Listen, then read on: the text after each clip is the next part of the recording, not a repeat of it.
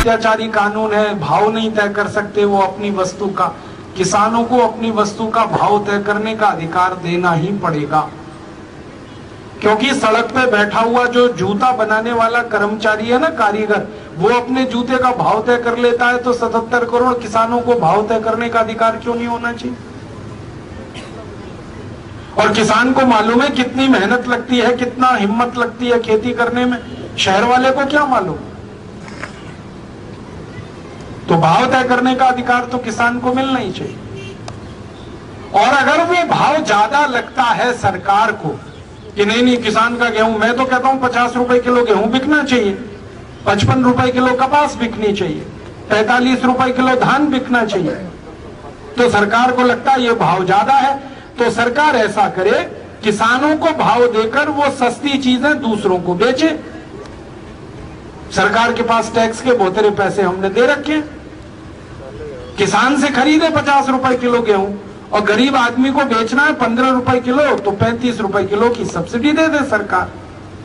Tax का हमने बहुतेरा पैसा दे रखा 20 लाख करोड़ का, उसमें से दे सरकार।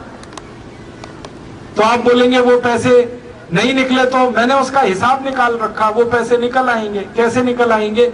राष्ट्रपति से लेकर और आखिरी कर्मचारी जो है ना चतुर्थ क्लास का, सबकी तनख्वाहें कम कर दो, सब्सिडी के पैसे उसमें से निकल आएंगे। राष्ट्रपति को साल में 27 करोड़ रुपए खर्च करने को मिलता है, क्यों मिलना चाहिए? राष्ट्रपति है, कोई भगवान तो नहीं है ना। एक साल में 27 करोड़ खर्च करे राष्ट्रपति, और यहां एक आदमी को एक दिन में खर्च करने को 20 रुपए ना मिले, राष्ट्रपति को एक दिन में खर्च करने को 7.5 लाख रुपए मिले। ये कौन सा देश चला रहे हैं हम? राष्ट्रपति तो हमारे वोटों से चुना जाता है ना, मालिक तो हम है, नौकर तो वो है, और नौकर को हर दिन 7.5 लाख रुपए मिलते हैं खर्च करने को, और जो मालिक है देश का उसको 20 रुपए नहीं मिलते रोज खर्च करने को। ऐसा अत्याचार तो नहीं चलने देंगे इस देश में। हमारी तो योजना है कि राष्ट्रपति हो, प्रधानमंत्री हो, मुख्यमंत्री हो, राज्यपाल हो, इन सब लोगों को देश की सेवा फोकट में करनी होगी, तब तो राजनीति में आओ, नहीं तो अपने घर बैठो। ये तनख्वाह लेके टीए डीए एचआरए लेके भारत माता की सेवा होती है क्या? ये सब नेता आते हैं हमारे सामने, कहते हैं हमको देश की सेवा का एक मौका दो, ऐसे ही कहते हैं ना, देश की सेवा करनी है एक मौका दो, भारत माता की सेवा करनी है एक मौका दो। अपनी मैया की सेवा करने के लिए कोई तनख्वाह मांगता है? आप अपने घर में अपनी माँ की सेवा करते हैं, मान लो पैर दबाते हैं अपनी माँ के, तो अपनी अम्मा से कहते हैं अब टीए दे दे, मेरा डीए दे दे, सैलरी दे दे मुझको, और हर साल बढ़ा के दे, क्योंकि मैं पांव दबा रहा हूं। अपनी माँ की सेवा करने में कोई तनख्वाह मांगे, उससे ज्यादा फालतू फिजूल कोई आदमी नहीं है।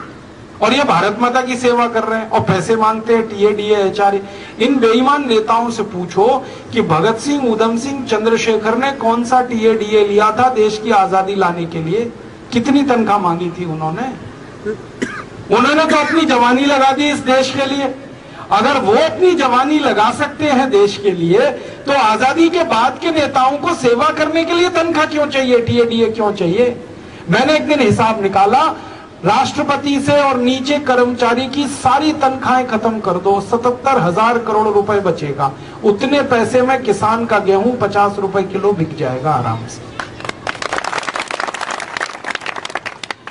एक दिन एक नेता कहने लगा, राजीव भाई आप तो बड़े खतरनाक आदमी हो, सबकी तनख्वाह टीए डीए खत्म करोगे? मैंने कहा हाँ करना ही है, क्योंकि राजनीति कोई धंधा थोड़ी है, व्यवसाय थोड़ी है, ये तो सेवा का काम है। आपके गांव में कोई मंदिर है, मान लो, मंदिर की सेवा करो, तो पैसे लेते हो क्या? क्यों लेंगे पैसे भाई? देश की सेवा करनी है, माता की सेवा करनी। तो कहते हैं जी हमारा भी तो पेट है, खाना खाना है। मैंने कहा खाने की व्यवस्था हम करेंगे, चिंता क्यों कर रहे? भूखे नहीं मरने देंगे तुम संसद में जाओगे, देश की सेवा करोगे, तो तुम्हारे भोजन पानी की व्यवस्था हम करेंगे। कहने लगे कहां करोगे? मैंने कहा संसद के पीछे बहुत बड़ा गुरुद्वारा चलता है, मालूम है ना आपको? बिल्कुल संसद के पीछे गुरुद्वारा है और 24 घंटे लंगर है वहां, और बढ़िया लंगर है, मैंने खाया है कई बार। रोटी मिलती है बहुत अच्छी, दाल मिलती है, सब्जी मिलती है, बहुत स्वादिष्ट है। और कभी कभी दही भी मिल जाता है, और हलवा तो देसी घी का हमेशा ही मिलता है वहां। तो लंगर में खिलाएंगे सबको, 543 सांसद लोकसभा के, 250 राज्यसभा के, 850 लोगों का लंगर चलेगा। दिक्कत क्या है? कहने लगे ये विधानसभा के एमएलए, तो सब विधानसभाओं के आसपास एक एक गुरुद्वारा खुल जाएगा, सब विधानसभाओं के नजदीक लंगर चलेगा। क्या मुश्किल है? सरदार अभी इतने गरीब नहीं हो गए इस देश में, जो गांव गांव गुरुद्वारा खोल सकते हैं वो विधानसभाओं के नजदीक भी गुरुद्वारा खुल जाए, वहां भी मिलेगा सबको भोजन पानी, तो सबको मिलेगा, भूखा कोई नहीं मरेगा। फिर कहने लगी जी की कपड़े भी चाहिए। मैंने कहा कपड़े भी दिलवाएंगे। भारत में करोड़ों किसान कपास पैदा करते हैं, उनसे कपास भांगेंगे भीख में, और उस कपास से कपड़े बनवा के दे देंगे सबको, कपड़े भी मिल जाएंगे। और बाकी तो सब मुफ्त में मिलता ही है। आपको मालूम है रेल यात्रा फ्री है सब नेताओं की, हवाई जहाज यात्रा फ्री है सब नेताओं की, बस की यात्रा फ्री है सब नेताओं की, घर फोकट में मिलता है सबको, बिजली फोकट में मिलती है, पानी फोकट में मिलता है, टेलीफोन फोकट में मिलता है। ये तो सब फोकट में मिला ही हुआ है। खाना और कपड़ा ये दिलवा देंगे उनको, फिर तनख्वाह किसके लिए चाहिए? और जिनको तनख्वाह चाहिए वो अपने घर में बैठे, अपना धंधा करें, बिजनेस करें, पैसे कमाएं। ये राजनीति पैसे कमाने के लिए थोड़ी है। इस राजनीति को देश के लोगों ने खून से सींचा है भाई साहब।